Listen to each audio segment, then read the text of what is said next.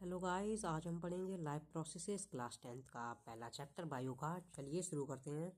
तो देखिए, जो हमारी लाइफ प्रोसेसेस होती हैं उससे आप क्या समझते हैं। लाइफ प्रोसेसेस का मतलब होता है जो भी एक्टिविटी हम अपनी डेली लाइफ में करते हैं जिंदा रहने के लिए, उसे कहते हैं लाइफ प्रोसेसेस। ओके, चलिए ठीक है। अब हम आगे पढ़ेंगे। हम क्या क्या क्राइटेरिया होते हैं कि हम बताएंगे कोई लिविंग ऑर्गेनिज्म हमारा लिविंग है या नॉन लिविंग है। तो उसका सीधा सा आंसर है, अगर वो मॉलिक्यूलर मूवमेंट दिखाता है तो वो कैसा है हमारा, वो हमारा लिविंग है।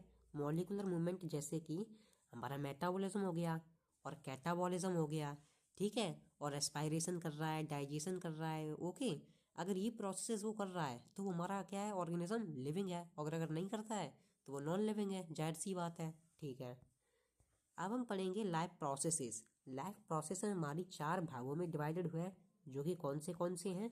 सबसे पहला आता है हमारा न्यूट्रिएशन, फिर रेस्पिरेशन, फिर ट्रांसपोर्टेशन, फिर एक्सक्रीशन।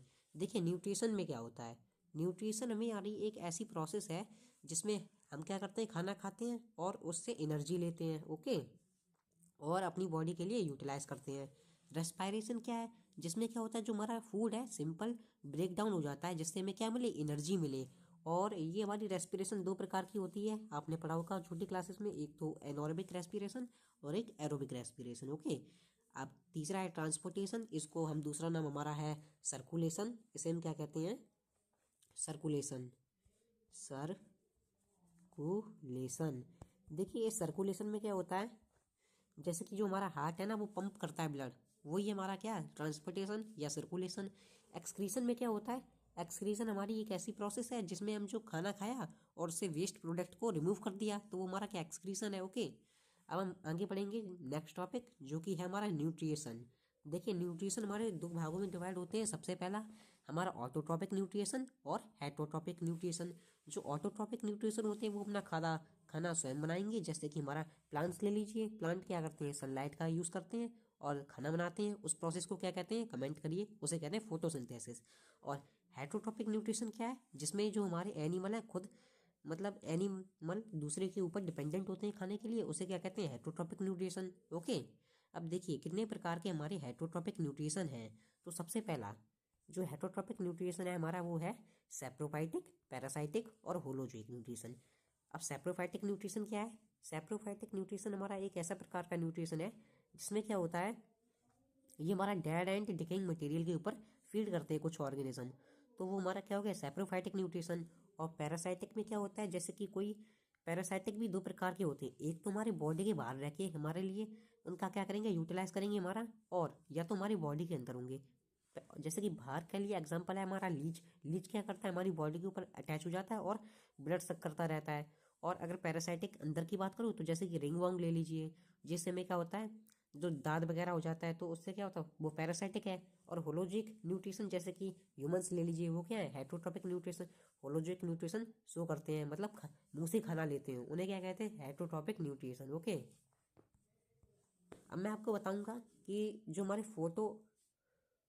हमारी हमारी जो ऑटोट्रॉपिक न्यूट्रिशन होते हैं वो कितने क्लासीफाई किए गए हैं, वो हमारे दो में डिवाइड किए गए। सबसे पहला हमारा आता है फोटो ऑटोट्रॉप और एक कीमो ऑटोट्रॉप। ओके, मैं यहाँ पर लिख देता हूँ, एक second.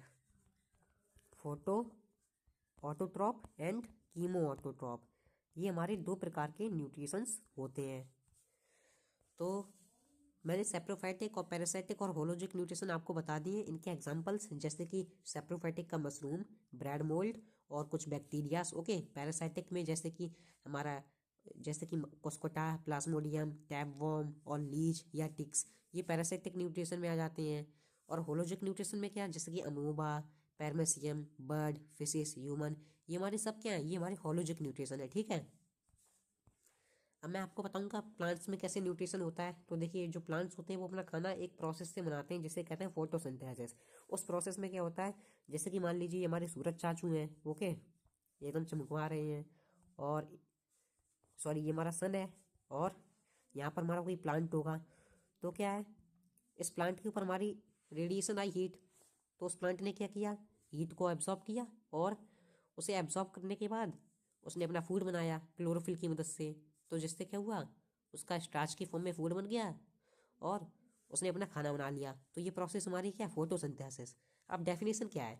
Is the process photosynthesis is the process by which plant prepare food by using CO2 and water. जब देखिए, जब CO2 प्लस वाटर, जब ये दोनों चीज़ें मिलेंगी तो क्या बनेगा हमारा? तो हमारा क्या बनता है? ग्लूकोज। ग्लूकोज क्या है? एक बाई प्रोडक्ट है। और ग्लूकोज हमारा क्या होता है? ये प्लांट का खाना होता है, आप ये मान लो।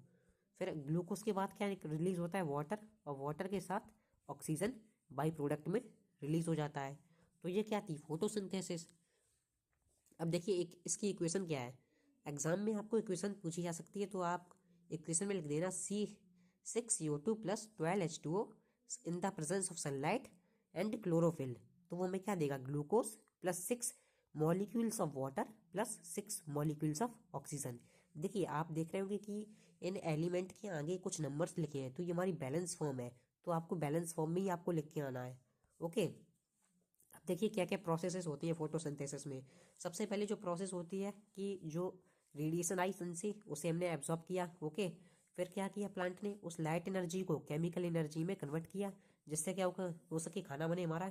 फिर उसमें क्या हुआ? जो CO2 था वो हमारा रिडक्शन हो गया, और हाइड्रोजन था वो हमारा क्या होगा? ऑक्सीडाइज हो गया। और तो उसने ऑक्सीडाइज होने के साथ साथ उसने कार्बोहाइड्रेट बना दिया। और कार्बोहाइड्रेट हमारा कौन सा था? वो ग्लूकोज था। कौन सा? C6H12O6, ये हमारा ग्लूकोज है। तो उसने क्या किया? कार्बोहाइड्रेट फॉर्म कर दिया। अब हम आगे बढ़ेंगे। फोटोसिंथेसिस का आप डायग्राम देख सकते हैं, कितना मस्त डायग्राम है। यहाँ पर जो सन है, सन ने क्या किया? एनर्जी दी, मतलब यहाँ पर हीट आई। और इसने क्या, जो हमारा प्लांट है उसने नीचे से रूट से पानी लिया, और पानी आया, और इसके पास क्लोरोफिल पहले से ही था, और CO2 उसने बाहर के एनवायरनमेंट से ले ली। और जब ये तीनों चीज़ें आ गई तो उसने क्या दिया? तो उसने ग्लूकोज को फॉर्मेशन की, और ग्लूकोज के साथ साथ उसने ऑक्सीजन भी दे दिया, अब जो कि आप यूज़ करेंगे। ओके। तो ये क्या? ये फोटोसिंथेसिस की एक प्रोसेस है। अब मैं आपको बताऊंगा क्लोरोफिल। अब देखिए, आपने फोटोसिंथेसिस तो कर ली, पर उसके पीछे जो ये किसी का हाथ रहा, वो हमारी क्लोरोफिल का हाथ रहा। अगर ये ना हो ना, तो फोटोसिंथेसिस ना हो कभी। क्यों? क्योंकि क्लोरोफिल हमारे एक ऐसे ग्रीन पिगमेंट होते हैं जो कि लीफ में प्रेजेंट होते हैं। और वो क्या करते हैं? उनके अंदर हमारा स्टोमेटा और थाइलाकॉइड ये वगैरह प्रेजेंट होते हैं, जिससे क्या हो? हमारे फोटोसिंथेसिस कैरी आउट होती है। ठीक है। अब आप देखेंगे कि ये कुछ डायग्राम दे रखे हैं। तो क्लोरोफिल का कौन सा डायग्राम है, आप मुझे बताएंगे? हमारा ये वाला डायग्राम है। तो जिसमें क्या है? क्लोरोफिल का डायग्राम ऊपर से आप देखेंगे, अपर एपिडर्मिस, मानी जो ऊपर की खाल होती है उसे हम क्या कहते हैं? एपिडर्मिस। और फिर उसके भी ऊपर एक खाल होती है, वो हम क्या कहते हैं? क्यूटिकल। ये क्यूटिकल क्या करती है? ये हमारी एक वैक्सी लेयर होती है, जो कि प्रोटेक्ट करती है प्लांट को। और फिर उसके नीचे आएंगे तो मीजोफिल सेल। जो मीजोफिल सेल होते हैं, यही रिस्पॉन्सिबल होते हैं कि फोटोसिंथेसिस होगी प्लांट में या नहीं होगी। अगर मीजोफिल सेल है किसी ऑर्गेनिज्म में, तो इसका मतलब क्या? वो फोटोसिंथेसिस करता होगा। ओके। अब आप देखेंगे ये लोअर एपिडर्मिस और ये वैक्स क्यूटिकल, ये क्या करते हैं? ये भी प्रोटेक्शन का काम करते हैं। तो जो काम रहा क्लोरोफिल में, वो मीजोफिल सेल का रहता है, किसमें? फोटोसिंथेसिस कराने के लिए। ओके। अब मैं अब आपको बताऊंगा, जो हमारे क्लोरोफिल के अंदर एक और स्ट्रक्चर प्रेजेंट होता है, जिसका नाम होता है थाइलाकॉइड। ओ सॉरी, इसे कहते हैं हम क्लोरोप्लास्ट। क्लोरोप्लास्ट क्या है? इसे हम kitchen of the plant cell भी कहते हैं। क्यों हम इसे किचन ऑफ प्लांट सेल इसलिए कहते हैं? क्योंकि ये फोटोसिंथेसिस में मदद करेगा, और क्या करेगा? हमारा खाना बनाने में मदद करेगा प्लांट की। तो इसलिए हम क्या कहेंगे? Kitchen of plant cell. तो इसका आपको डायग्राम विद लेबलिंग आपको याद रहना चाहिए। सबसे पहले आपको क्या करना है? एक सर्कल बनाना है, सर्कल के अंदर एक और सर्कल है, और फिर आपको ये क्या करना है? थोड़े से गुच्छे बना के आनी है। तो देखिए, जो सबसे पहली बात है वो तो आउटर मेम्ब्रेन है। ओके। फिर उसके बाद आएगी इनर मेम्ब्रेन। फिर इनर मेम्ब्रेन के बाद इंटर मेम्ब्रेन स्पेस, ये इसका बीच का जो स्पेस होता है वो इंटर मेम्ब्रेन स्पेस है। और फिर आपको मिलेगा स्ट्रोमा। स्ट्रोमा क्या होता है? ये हमारा एक एक्वस लिक्विड होता है, या आप फ्लूइड कह लीजिए, जो कि पूरे पूरे क्लोरोप्लास्ट में प्रेजेंट होता है। ठीक है। अब यहाँ पर क्या है? ग्रेनम। ये ग्रेनम हमारे क्या होती है? कुछ, या आप ये सर्कल जैसे स्ट्रक्चर देख पा रहे हैं, ये हमारी ग्रेनम है। ओके। अब यही हमारी स्ट्रक्चर, अगर ये हमारी जैसे कि एक एक कुर्सी की तरह अगर खड़े हो जाए, स्टैक लाइक स्ट्रक्चर, मतलब एक के ऊपर एक, तो वो हमारा क्या बन जाएगा? थाइलाकॉइड बन जाएगा। अब देखिए लैमेला क्या है? जब हमारा ग्रेनम और थाइलाकॉइड किसी चीज़ से कनेक्ट होते हैं तो उससे हम क्या कहते हैं? लैमेला। मतलब थाइलाकॉइड और ग्रेनम को कनेक्ट करने वाली चीज़ को क्या कहेंगे? लैमेला। ओके। अब ल्यूमन क्या है? ये ल्यूमर हमारा, ये थाइलाकॉइड के अंदर एक स्ट्रक्चर प्रेजेंट होता है, वो भी whole whole like pore structure ऐसे प्रेजेंट होते हैं, तो उन्हें क्या कहते हैं? ल्यूमन। ओके। आई होप आपको डायग्राम याद हो गया होगा। अब मैं आपको बताऊंगा कि स्टोमेटा में कैसे एक्सचेंज होता है गैसेस का। तो देखिए स्टोमेटा में हमारे गार्ड सेल प्रेजेंट होते हैं। ओके, तो गार्ड सेल क्या करते हैं, जब ये हमारी लाइट आ रही होती है तो ये हमारे ओपन हो जाती हैं इस प्रकार से, और लाइट को क्या करते हैं, एब्जॉर्ब कर लेते हैं। और जब लाइट बंद होती है तो ये हमारी क्लोज हो जाती हैं। तो जिससे क्या होता है, ये हमारी जो गैस एक्सचेंज टेक प्लेस होता है किसमें, स्टोमेटा में। ओके, अब मैं आपको बताऊंगा स्टोमेटा के बारे में। देखिए स्टोमेटा क्या है, ये हमारा प्लांट के अंदर यूज़ होता है किसके लिए, एक्सचेंज ऑफ गैसेस के लिए। Each stomata has a pair of guard cell. इसके पास क्या होता है, इसके पास गार्ड सेल होता है, ठीक है। तो जो कि क्या करता है, ये हमारा ओपन होता है और क्लोज होता है बार बार। जब देखिए अगर लाइट है, अगर मतलब सूरज डे टाइम पे स्टोमेटा ओपन होगा, और और नाइट टाइम पे स्टोमेटा बंद हो जाता है, मतलब उसके गार्ड सेल बंद हो जाएंगे। When water enter the guard cell it swell and pore opens. जब देखिए दिन के टाइम जब पानी आता है स्टोमेटा के अंदर, तो ये क्या होते हैं, ये गार्ड सेल ओपन हो जाते हैं। और जब रात के टाइम जब पानी चला जाता है तो ये हमारे बंद हो जाते हैं। तो ये हमारा स्टोमेटा का सिर्फ और सिर्फ काम है कि वो क्या करता है, गैसियस एक्सचेंज को टेक प्लेस कराता है, गैस एक्सचेंज को टेक प्लेस। ओके, इसका यही यूज़ है। अब मैं आपको बताऊंगा कि जो हमारे एक एक्टिविटी आपको पूछी जा सकती है एग्ज़ाम में, कि बताइए कि जो क्लोरोफिल होती है वो हमारी नेसेसरी है फोटोसिंथेसिस के लिए। तो आपको क्या करना है, तो आपको एक बताना है कि हमें कुछ चीज़ों की ज़रूरत रहती है। सबसे पहली चीज़ है कि हमें कोई प्लांट की लीफ चाहिए। ओके, और प्लांट की लीफ को क्या करना है, एक एग्ज़ाम मतलब पेपर पर उसे ड्रॉ कर लेना है। ओके, और फिर क्या करना है, उस प्लांट लीफ को हमें किसी बीकर में डाल देना है। जब आपने बीकर में डाल दिया विद उसमें कुछ वाटर होगा, और आपको थोड़ी देर बाद निकालना है। तो आप क्या देखेंगे, और आपको पानी निकालने के बाद उसके ऊपर आयोडीन सोल्यूशन डालना है। क्या डालना है, आयोडीन सोल्यूशन।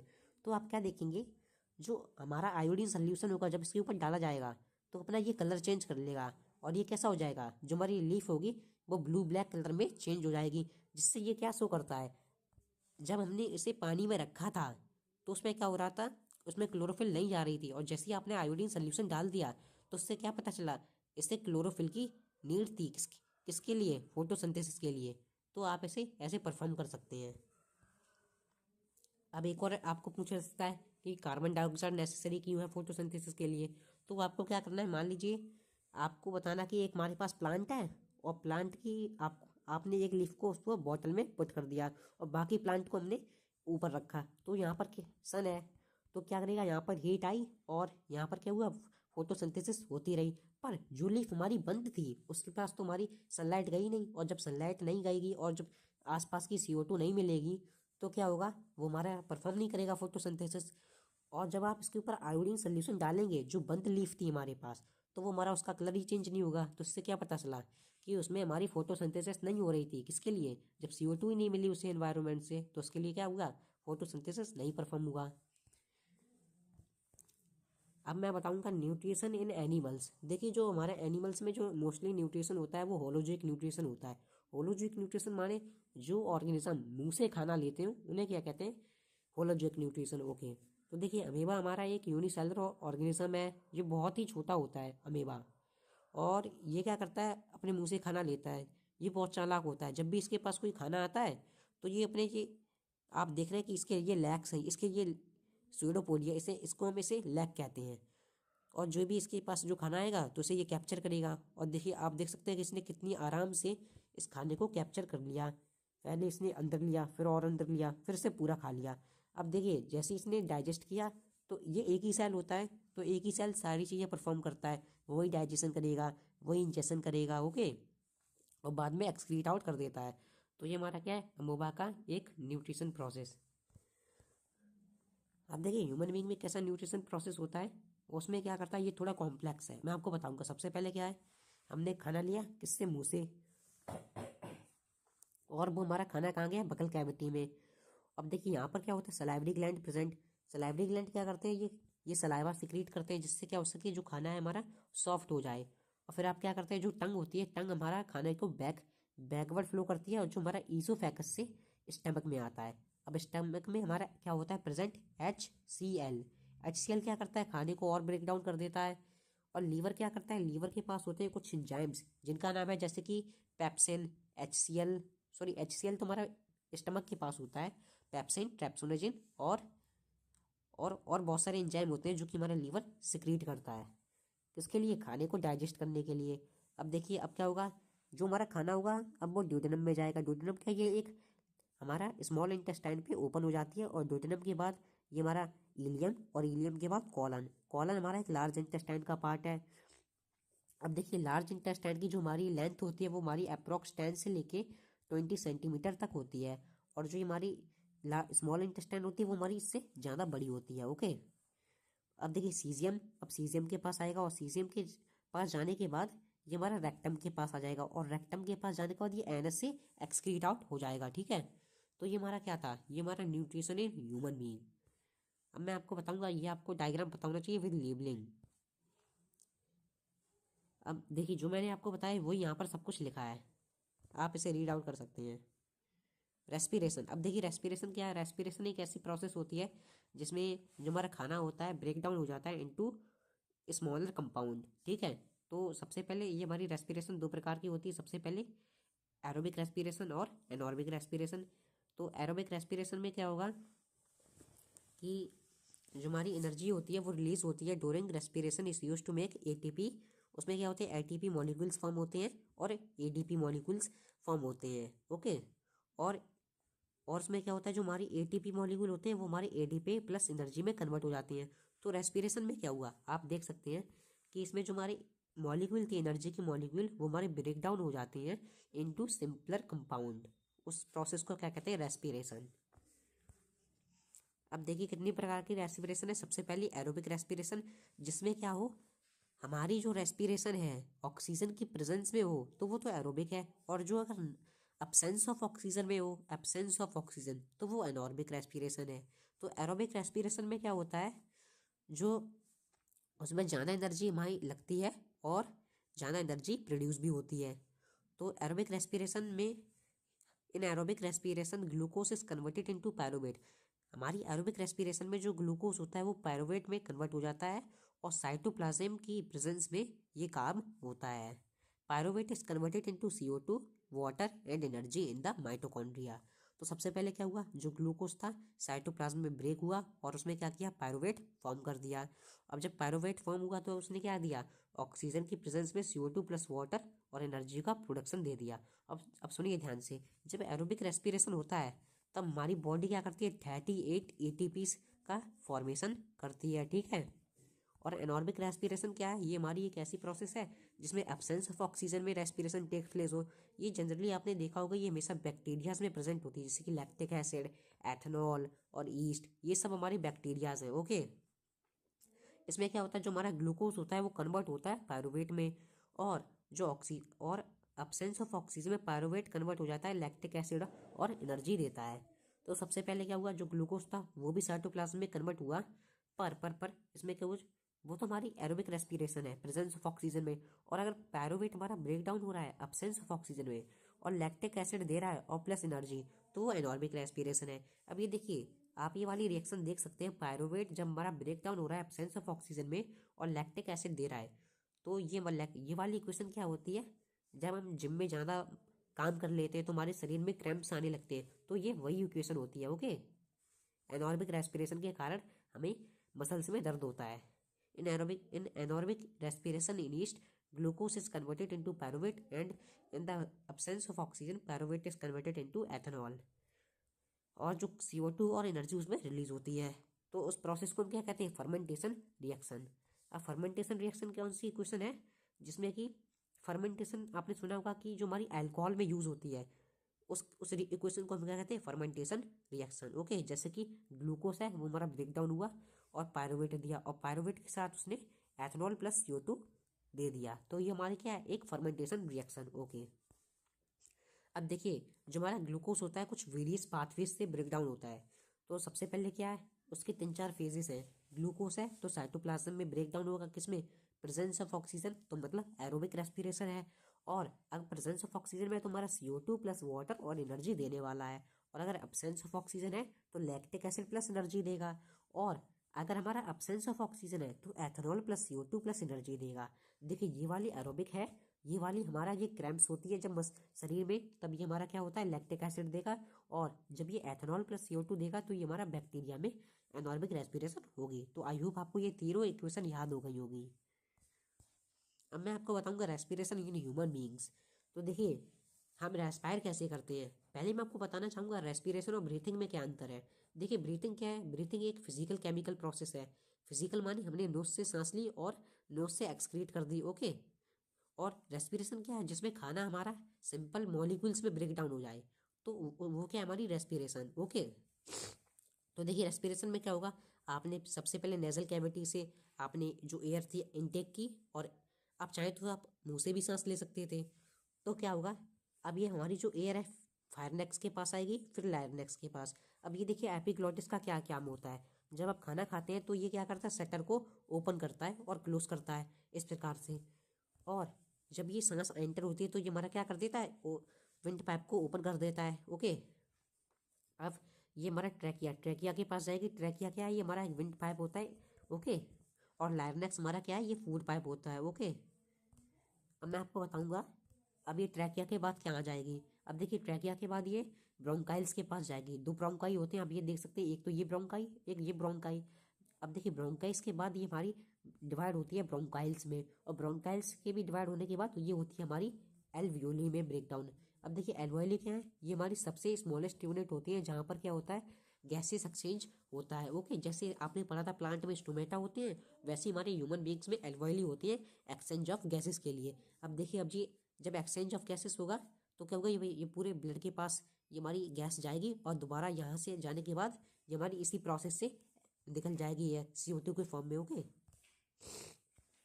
अब मैं आपको बताऊंगा कि जो हमारी एयर होती है सबसे पहले नॉस्ट्रल में आएगी, और नॉस्ट्रल के पास हमारा फायरनेक्स, लायरनेक्स और ट्रैकिया। और ट्रैकिया क्या होगा, ये हमारा ट्रैकिया क्या करता है, इसके पास दो चीज़ें होती हैं, मतलब ब्रोंकाइल्स में जाने के बाद ये ब्रोंकाइल्स में कन्वर्ट होगा, और फिर एल्वियोली, एल्वियोली में क्या होगा, वहाँ पर ये सरफेस एरिया इंक्रीज कर देगा, जिससे क्या हो सके, जो हमारी गैसेस एक्सचेंज है वहाँ पर हो सके, ओके। अब देखिए मैकेनिज्म क्या ब्रीथिंग का। देखिए जब हम सांस लेते हैं तो हमारा जो डायफ्रागम होता है तो वो हमारा क्या होता है, कॉन्ट्रैक्ट होता है, और जब हम सांस छोड़ते हैं तो वो हमारा डायफ्राम क्या होता है, रिलैक्स होता है। यहीं से क्वेश्चन बन के आता है और कहीं से नहीं बनेगा, ओके। अब रेस्पिरेशन इन प्लांट अभी हमने ह्यूमन बींग्स में देखा, अब हम देखेंगे प्लांट्स में कैसी रेस्पिरेशन होती है। तो देखिए सबसे पहली बात, जैसे हमारे जो एनिमल होते हैं उन्हें एनर्जी की ज़रूरत है, और वह उसी प्रकार से प्लांट को भी एनर्जी की ज़रूरत होती है, तो वो क्या करेंगे, रेस्पिरेशन करेंगे। अब वो कैसे रेस्पिरेशन करेंगे, देखिए the process of respiration in plant involve using the sugar produce during photosynthesis plus oxygen to produce energy for plant growth. जिसमें क्या होता है, जो हमारी इसमें शुगर की ज़रूरत होती है, ओके, इसमें फोटोसिंथेसिस होगी, फिर इससे एनर्जी मिलेगी। अब देखिए रेस्पिरेशन मेरा क्या है, इसमें अपोजिट होता है किसका, फोटोसिंथेसिस का, ओके, किसमें, प्लांट्स में। अब मैं आपको बताऊंगा जो प्रोसेस होती है रेस्पिरेशन की, वो कुछ इस प्रकार से होती है। ग्लूकोज प्लस ऑक्सीजन वो क्या देगा, CO2 plus water plus ATP आपको दे देगा। तो ये क्या है, रेस्पिरेशन इन प्लांट्स, ओके। अब मैं आपको बताऊंगा जो हमारी फोटोसिंथेसिस होती है प्लांट में स्टोमेटा के पास होती है। और जब देखिए जब ये हमारी प्रेजेंस ऑफ ऑक्सीजन में होगी तो एरोबिक रेस्पिरेशन, और अगर एब्सेंस है तो एनॉर्बिक रेस्पिरेशन। अभी देखिए जो हमारी रेस्पिरेशन होती है दो प्रकार की होती है, एक तो डार्क रेस्पिरेशन और एक फोटो रेस्पिरेशन। डार्क रेस्पिरेशन में क्या होता है, जो हमारा रेस्पिरेशन होगी वो अब्सेंस ऑफ लाइट में होगी, और फोटो रेस्पिरेशन में ये हमारा प्रेजेंस ऑफ लाइट में रेस्पिरेशन होती है, ओके। अब मैं बताऊंगा क्या है रोल होता है टेम्परेचर का रेस्पिरेशन में। देखिए जो प्लांट होते हैं वो हर 24 घंटे बाद रेस्पायर करते हैं, पर नाइट टाइम में जो रेस्पिरेशन होती है वो ज़्यादा हो जाती है। क्यों, क्योंकि जब फोटोसिंथेसिस होती नहीं है तो उसमें क्या होता है, रेस्पिरेशन होता है नाइट टाइम में। During the night it is very important that the temperature is cooler than during the day, because plant can experience stress. अब देखिए हमारी नाइट टाइम में ज़्यादा हमारी रेस्पिरेशन होती है और डे टाइम में फोटोसिंथेसिस होती है। अब देखिए मान लीजिए कि आप एक मैराथन रन कर रहे हैं और उसमें आपको क्या करना है, ज़्यादा एनर्जी चाहिए होगी, तो देखिए उसमें क्या होगा, रेस्पिरेशन उसमें ज़्यादा होता है, और उसमें जब टेम्परेचर ज़्यादा होगा तो रेस्पिरेशन ज़्यादा होगी, ओके। आप ऐसे समझ सकते हैं। अब देखिए अब ऐसे ही सेम प्रिंसिपल ही प्लांट के लिए अप्लाई होता है। उसमें क्या होता है, नाइट में टेम्परेचर मेरा क्या होता है, कम होता है, और रेस्पिरेशन रेट हमारा बढ़ता चला जाता है, ओके। अब that is why we often hear that people are not ask to sleep under a tree at night. इसलिए हमने सुना होगा कि पीपल के पेड़ के नीचे नहीं सोना चाहिए, भूत आ जाता है, पर ऐसा कुछ नहीं होता। ये सिर्फ और सिर्फ रेस्पिरेशन के कारण होता है। नाइट टाइम में हमारे फोटोसिंथेसिस कम हो जाती है और रेस्पिरेशन बढ़ जाती है। ओके, तो आप ये अंधविश्वास ना फॉलो करें आप कभी। अब देखिए plant get oxygen by diffusion. Plant have a branching shape so they have quite large surface area in comparison to their volume. देखिए जो प्लांट होते हैं उनके पास जो लीफ का स्ट्रक्चर होता है वो ज़्यादा होता है, जिससे क्या कर सकते हैं वो ज़्यादा रेस्पायर कर सकते हैं और डिफ्यूजन कर सकते हैं। Therefore diffusion along can supply all the cell of the plant with as much as oxygen need for respiration. Diffusion occur in the root stem and leaves of a plant. देखिए जो diffusion होती है plant में हमारी या तो steam में होगी या तो प्लांट की लीव्स में होने वाली है। अब देखिए रेस्पिरेशन रूट्स में कैसा होता है, तो मान लीजिए जो हमारी एयर होती है वो हमारी सॉइल पार्टिकल्स में होती है और वो रूट क्या करती है, रूट उसको डायरेक्ट कॉन्टेक्ट से इनटेक करती है, और जब ये इनटेक करेगी तो क्या होगा, ये डिफ्यूजन की प्रोसेस से लेती है। अब जो CO2 है produce by root cell diffuse in the opposite direction. In water lock condition soil become deficient. जब देखिए जब ज़्यादा पानी भर जाता है तो हमारी जो हमारी एयर की क्वांटिटी होती है वो कम हो जाती है, तो उसमें क्या होता है एनॉर्बिक रेस्पिरेशन होने लगता है। और उस कंडीशन में क्या होता है, जो हमारा हमारा अल्कोहल मतलब प्रोड्यूस होता है प्लांट में, और जिससे क्या होता है मेटाबॉलिक एक्टिविटी कम हो जाती है और प्लांट हमारा जल्दी से खराब हो जाता है या मर जाता है। ओके, अब मैं बताऊंगा स्टीम में कैसी होती है रेस्पिरेशन। सबसे पहली the steam of herbaceous plant have stomata. देखिए जो स्टीम के पास क्या होता है, स्टोमेटा होता है, जिससे क्या होगा जो हमारी ऑक्सीजन होगी वो हमारी डिफ्यूज कर सकती है, आराम से आ सकती है और जा सकती है। और जो कार्बन डाइऑक्साइड गैस होती है वो प्रोड्यूस होती है during respiration diffuse out into the air through the same stomata. तो जो CO2 होती है वो हमारी क्या होती है डिफ्यूजन के प्रोसेस से आती है और चली जाती है। ओके, अब देखिए in wood stem the bark has lenticel for gases exchange. अब देखिए स्टीम के पास क्या होता है, इनके पास लेंटिकल्स होते हैं जो क्या कर सकें, गैसेस एक्सचेंज को लेते हैं। ओके, अब the carbon dioxide gas produced during respiration diffuse out into the air through the same lenticels.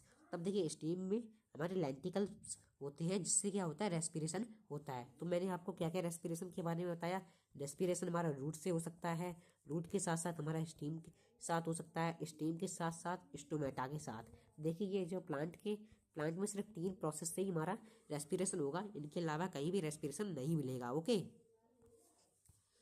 अब देखिए रेस्पिरेशन इन लीव्स। हमारा लीव्स में कैसे होगा रेस्पिरेशन, ये हमारे स्टोमेटा के कारण होगा, जैसा कि मैंने आपको बताया।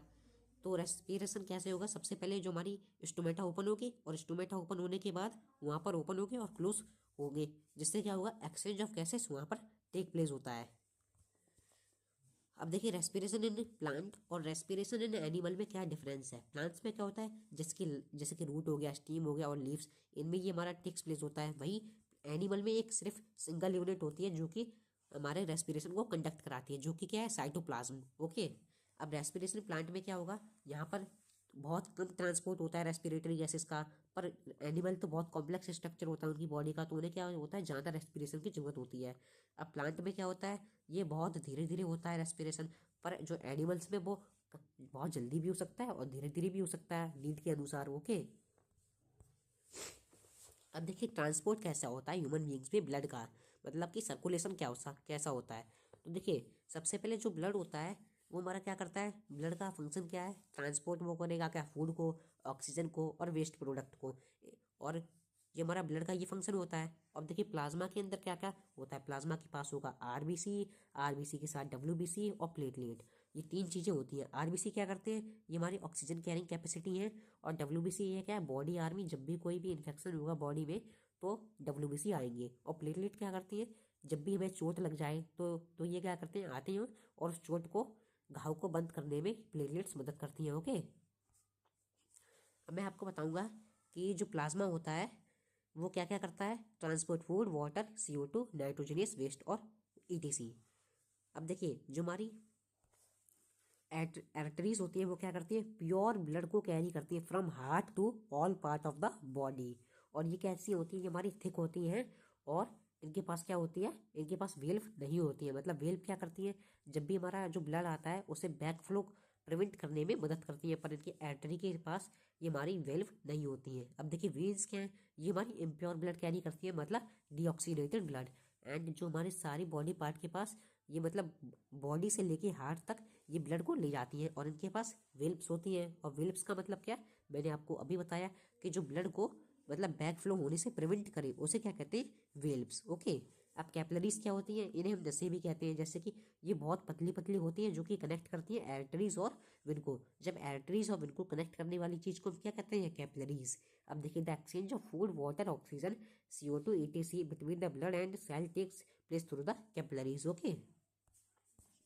अब मैं बताऊंगा हार्ट। हार्ट हमारा क्या है, ये हमारा एक मस्कुलर स्ट्रक्चर होता है जो कि 4 चैम्बर्स में डिवाइड होता है।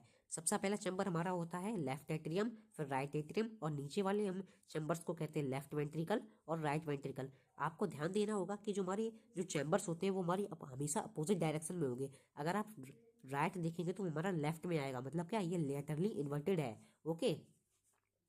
The upper chamber are called atria और लोअर चैम्बर को वेंट्रिकल कहते हैं। देखिए, जो वेंट्रिकल होते हैं वो क्या करते हैं, पंप करते हैं ब्लड को through the different organs. And इनके पास क्या होते हैं, ये मोटे मोटे उनके पास एट्रियाज होते हैं जिसमें क्या हो, जो ब्लड प्रेशर हो हमारा जल्दी से जा सके। ओके। जिसमें हमारा एक होता है aorta.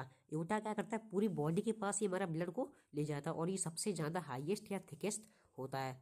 Okay. The right and the left chamber are separated by a septum. अब सेप्टम क्या करता है, ये हमारा प्रिवेंट करता है कि जो हमारा डिऑक्सीनेटेड ब्लड है एंड ऑक्सीजनेटेड ब्लड है ये मिक्स ना हो जाए। इन्हें मिक्सिंग करने से प्रिवेंट करता है कौन, हमारा सेप्टम। अब देखिए, जो ऑक्सीनेटेड और डिऑक्सीनेटेड ब्लड होते हैं वो क्या करते हैं, एट्रियल वेंट्रिकल के पास जाते हैं और उन्हें प्रिवेंट करते हैं ये हमारा क्या, मिक्स ना हो जाए ये ब्लड। तो हार्ट का तो मैंने आपको ये कुछ फंक्शंस बता दिए, पर कुछ इंपॉर्टेंट चीज़ें हैं वो मैं आपको बताता हूँ। कि देखिए, सबसे पहले जो हमारा ब्लड होता है वो हमारा वेना के वैसा आता है। वेना के वे के साथ साथ ये डिऑक्सीनेटेड ब्लड के पास जाता है और लेफ्ट एट्रियम के पास जाने के बाद ये ऑक्सीनेटेड ब्लड में कन्वर्ट हो जाता है। ओके। और फिर ये क्या करता है, ये ब्लड हमारा एओर्टा के पास जाता है और एओर्टा के पास जाने के बाद ये पूरे शरीर में जाता है। और शरीर में जाने के बाद क्या होगा, ये फिर से ये हमारे लाइफ साइकिल रिपीट होती है। तो इसमें क्या हुआ, आप देख सकते हैं ये डबल सर्कुलेशन होता है।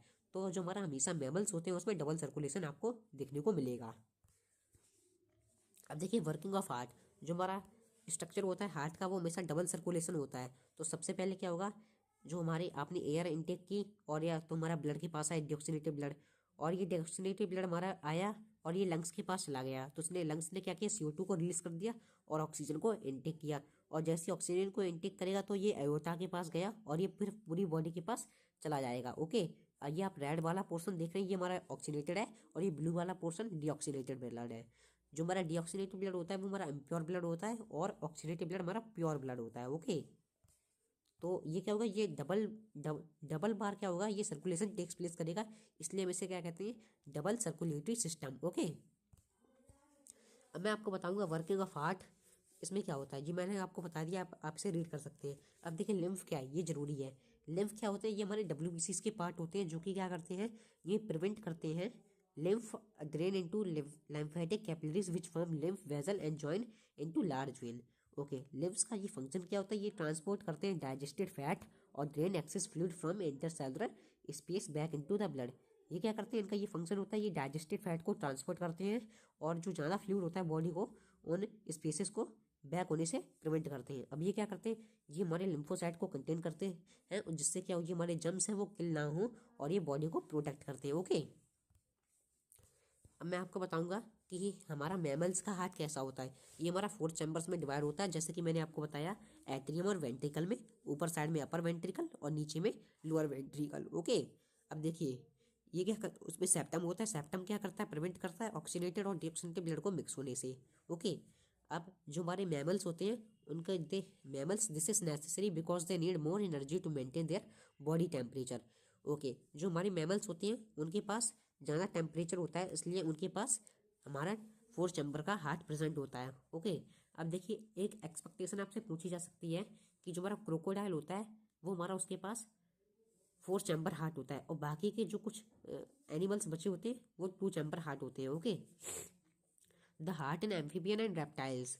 अब देखिए, जो हमारे रेप्टाइल्स होते हैं उनके पास 3 चैम्बर हार्ट होते हैं, बेसिक क्रोकोडाइल होता है उसके पास 4 चैम्बर हार्ट होता है, ये एक्सपेक्टेशन में आता है। अब देखिए, mixing of oxygenated and deoxygenated blood because they do not use energy to maintain the body temperature, their body temperature is same as the temperature of the surrounding। मतलब कि क्या, ये हमारे कोल्ड कोल्ड ब्लडेड एनिमल होते हैं। Cold blooded animal कौन से animal होते हैं? जो कि अपना बॉडी टेम्परेचर मेंटेन ना कर सकें अपनी इन्वायरमेंट के अनुसार। ओके, ओ सॉरी, मैंने आपको उल्टा बता दी। जो हॉट हॉट ब्लडेड एनिमल होते हैं उन्हें कहते हैं जो अपनी सराउंडिंग से टेम्परेचर को मेंटेन कर सकते हैं, उन्हें क्या कहते हैं? Hot hot blooded animal. Okay, वो जैसे कि रेप्टाइल्स ले लीजिए, एम्फीबियंस ले लीजिए, तो ये हमारे क्या हैं? Hot blooded animal. अब देखिए फिश में क्या होता है? फिश के पास सिर्फ और सिर्फ 2 चैम्बर हार्ट होता है, जिसमें क्या होता है? ऑक्सीनेटेड ब्लड ही आता है, और डीऑक्सीनेटेड ब्लड हमारा गिल्स के साथ चला जाता है। ठीक है, अब मैं आपको बताऊंगा प्लांट्स में कैसे ट्रांसपोर्टेशन होता है। जैसे कि आपने देखा होगा कि हमारा ह्यूमन में हार्ट करता था ट्रांसपोर्टेशन, और प्लांट्स में कौन करेगा? जाइलम और फ्लोएम। अब देखिए जाइलम क्या करता है? ये हमारा हमेशा वाटर का कंडक्शन करता है। जाइलम हमारे दो प्रकार के होते हैं, एक तो ट्रैकेड होता है, ट्रैकेड में कुछ कुछ होल्स प्रेजेंट होते हैं जो कि क्या करते हैं? यूनी डायरेक्शनल मूवमेंट को फ्लो करते हैं, जिसमें क्या होगा? जो वाटर होगा हमारा इजिली फ्लो होता रहेगा। ओके, अब मैं आपको बताऊंगा वेजल्स। और फॉलम क्या करता है? फॉलम हमारा खाने का मटेरियल पहुंचाता है। अब ये फॉलम हमारा क्या होता है? ये हमारे दो प्रकार के होते हैं। वो सॉरी, फॉलम का स्ट्रक्चर, उसमें कंपेनियल सेल प्रेजेंट होते हैं, सी एलिमेंट और सी प्लेट और सी फाइबर्स, जो कि क्या करते हैं? हमारे खाने को ट्रांसपोर्ट करते हैं। ओके, अब मैं आपको बताऊंगा एक्सक्रीजन। देखिए एक्सक्रीजन एक ऐसी प्रोसेस है जिसमें क्या होता है? हम अपने वेस्ट प्रोडक्ट या नाइट्रोजनियस वेस्ट को अपनी बॉडी से रिलीज आउट करते हैं, उसे क्या कहते हैं? एक्सक्रीजन। ओके, अब एक्सक्रीशन हमारी बॉडी में जनरली किडनी के द्वारा होता है। ओके, जो किडनी के पास क्या होते हैं? नेफ्रॉन्स होते हैं, जो कि क्या करते हैं? एब्जॉर्ब करते हैं यूरिन वगैरह को, और बाद में ट्रांसपोर्ट कर देते हैं थ्रू द यूरिथ्रा। ओके, अब मैं बताऊंगा सबसे पहले, अब थोड़ा डिटेल में समझते हैं कि एक्सक्रीशन होता कैसे है ह्यूमन बीइंग में। सबसे पहले मान लीजिए आपके पास ये किडनी है, ये दो बीन स्ट्रक्चर होता है, तो इसके ऊपर नेफ्रॉन्स प्रेजेंट होते हैं। ओके, और जब इसके ऊपर नेफ्रॉन्स प्रेजेंट होते हैं, इसके पास जब बहुत सारे नेफ्रॉन्स आ जाते हैं, तो उसे हम क्या कहते हैं? ग्लैमरुल्स। ग्लैमरुल्स। ओके, ग्लैमरुल्स क्या करते हैं? ये हमारा एब्जॉर्प्शन एब्जॉर्प्शन करेंगे सोडियम और पोटेशियम क्लोराइड आयंस का। ठीक है, जिससे क्या हो? जो जो भी हमारा इम्प्योरिफिकेशन है वो यहाँ पर टेक्स प्लेस हो जाएगा, और उसे बाद में ये क्या करते हैं? स्टोर करते हैं। कहाँ पे? यूरिनरी ब्लैडर में। और जैसे ही जब हमारा ब्रेन के पास अर्ज जाता है कि अब हमारा यूरिन फुल हो गया है, तो वो क्या करता है? जो इंस्पेक्टर होता है उसे रिलीज कर देता है, और यूरिथ्रस से हमारा यूरिन पास हो जाता है। ओके, अब मैं बताऊंगा आपको स्ट्रक्चर। सबसे पहले किडनी के ऊपर हमारे एड्रेनल ग्लैंड प्रेजेंट होते हैं। एड्रेनल ग्लैंड आपने पढ़ा होगा कि क्लास 8 में, जो एड्रेनल ग्लैंड होते हैं, जब भी आप फ्लाइट या फाइट सिचुएशन में होते हैं, तो ये हमारे क्या करते हैं? कुछ हार्मोन्स रिलीज करते हैं, जिससे हम अपनी बॉडी को ज़्यादा एनर्जी प्रोवाइड कर सकें। अब देखिए, अब अपने टॉपिक पे आते हैं, किडनी क्या है? किडनी एक दो बीन स्ट्रक्चर है, जिसमें क्या होता है? नेफ्रॉन्स होते हैं, और नेफ्रॉन के साथ साथ इसके पास ग्लैमरुगल्स होते हैं। ग्लैमरुगल्स क्या करते हैं? उसमें होते हैं बोमन्स कैप्सल। बोमन्स कैप्सल क्या करेंगे? इसमें एब्जॉर्प्शन करेंगे किसका? आयंस का, और आयंस का हमारा एब्जॉर्प्शन करने के बाद ये क्या करेंगे? यूरिटर के द्वारा यूरिनरी ब्लैडर में यूरिन को स्टोर कर लेते हैं, और जब ये फुल हो जाता है, तो ये हमारा स्पेंस्टर ऑफ ऑडाई यूरिनरी ब्लैडर से पास आउट हो जाता है। ओके, तो आपको ये लेवलिंग के साथ ये डायग्राम याद होना चाहिए। और ठीक है, अब मैं अब आपको बताऊंगा सबसे पहले, ये प्रॉक्सिमल ट्यूबल के पास जाएगा। प्रॉक्सिमल ट्यूबल के पास लूप ऑफ एनल, और लूप ऑफ एनल के बाद डिस्टल ट्यूबल, और डिस्टल ट्यूबल के पास ये कलेक्टिंग डक्ट माने यूरिनरी ब्लैडर। यूरिनरी ब्लैडर के पास जाने के बाद ये यूरिन को एक्सक्रीट आउट कर देगा। तो मैंने आपको 3 से 4 बार ये बता दिया कि एक्सक्रीजन कैसे होता है। ओके, मैं आपको लास्ट टाइम बताता हूँ। सबसे पहले जो हमारा एक्सक्रीजन होगा आएगा किडनी के पास। किडनी में होंगे नेफ्रॉन्स और ग्लैमरुगल्स। वो क्या करेंगे? हमारा एब्जॉर्प्शन करेंगे आयंस का, और आयंस का एब्जॉर्प्शन करने के बाद वो क्या करेंगे?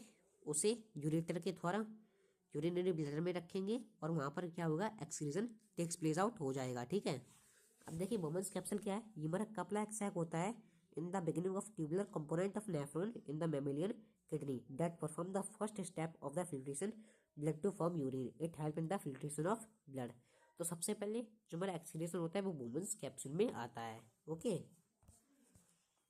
अब देखिए नेफ्रॉन्स क्या है? नेफ्रॉन हमारे एक ऐसे स्ट्रक्चर होते हैं जो कि वो ये हमारे सबसे फंडामेंटल स्ट्रक्चर होते हैं किडनी के, और जब ये बहुत सारे बन जाते हैं तो उन्हें ग्लैमेरुल्स कह देते हैं। The Bowman's capsule leads into tubular structure which join into collecting duct. अब देखिए, अब रेनल आर्टरी क्या करेगी, नाइट्रोजन वेस्ट लेगी जैसे कि अमोनिया, यूरिया, यूरिक एसिड और बहुत सारी जो वेस्ट होगी उसे कैरी आउट करती है। Okay, it filter nitrogenous waste water salt which passes through the tubular structure into the collecting duct या यूरिनरी ब्लैडर। अब इसके बाद क्या होगा, जब ये हमारी यूरिनरी ब्लैडर पूरा भर जाएगा तो ये यूरेथ्रा के पास क्या करेगा, यूरिन को पास कर देता है। अब देखिए यूजफुल प्रोडक्ट, अब जैसे कि हमारी जो बॉडी क्या करेगी, उसे एब्जॉर्ब करती है अपने नीड के लिए, जैसे कि अमीनो एसिड। देखिए अपने अपने वाटर ड्रिंक किया तो उसमें कुछ ऐसे कुछ इंपॉर्टेंट कंपोनेंट्स भी तो होंगे, ऐसा तो नहीं है कि वो सारा यूरिन में पास हो जाए। उसमें कुछ अमीनो एसिड, ग्लूकोज, सैल्ट, ये क्या होते हैं, कुछ यूजफुल कंपोनेंट्स होते हैं जो हमारी बॉडी क्या करती है, यूज़ कर लेती है। ओके, और एक्सक्रीजन क्या होता है, अब देखिए या ये तो आपने पढ़ा एनिमल्स में क्या होता है, अब प्लांट्स में क्या होगा। प्लांट्स में जो हमारा एक्सक्रीजन होता है वो हमारा स्टोमेटा के थ्रू होता है। उसमें क्या होता है, CO2 और ऑक्सीजन हमारा क्या होता है, उसमें exchange of gas take place होता है, और जिसमें वाटर भी हमारा क्या होता है, रिमूव होता रहता है। उस प्रोसेस को हम क्या कहते हैं, ट्रांसपिरेशन। ट्रांसपिरेशन एक ऐसी प्रोसेस होती है जिसमें जो हमारा प्लांट है वो क्या करे, वाटर को रिलीज कर दे। ओके, आपने देखा होगा कि गर्मियों के टाइम क्या होता है, जो पेड़ होते हैं जंगल में, हमारी कम गर्मी लगती है। क्यों? क्योंकि जो प्लांट्स होते हैं वो ट्रांसपिरेशन करते रहते हैं, पानी को छोड़ते रहते हैं, और जिससे क्या होता है, आसपास का एनवायरनमेंट कूल रहता है। तो उस प्रोसेस को हम क्या कहते हैं, transpiration. The process by which the plant loss the water is called transpiration. Okay, some waste product are store in the leaf and remove when the leaf dry and fall off. अब उसमें क्या होता है, कुछ हमारे waste product होते हैं वो उसमें चले जाते हैं, जैसे कि हमारी अगर लीफ ड्राई हो चुकी है, सूख गई है पत्ती, तो उसमें भी जो कुछ हमारे नाइट्रोजनस वेस्ट होते हैं वो चले जाते हैं। ओके, अब सम वेस्ट प्रोडक्ट जैसे कि गम हो गया, ये रेजन हो गया, ये हमारे क्या होता है, ओल्ड जाइलम में स्टोर होते हैं। और कुछ वेस्ट प्रोडक्ट जैसे कि हमारी रूट के थ्रू भी ये चले जाते हैं। ओके, तो ये हमारा प्लांट्स में क्या क्या होगा। प्लांट्स में सबसे पहली बात, जो हमारी रूट से हो जाता है, रूट के साथ साथ लीफ से हो जाएगा। ओके, और लीव्स के साथ साथ इसमें स्टोमेटा, ये तीन चीज़ों से हमारा क्या होगा, जो एक्सक्रीशन होगा प्लांट्स में वो टेक प्लेस होता है, और कहीं से नहीं होगा। बस यहीं ये हमारा चैप्टर खत्म होता है। Thanks for watching, please like कर देना।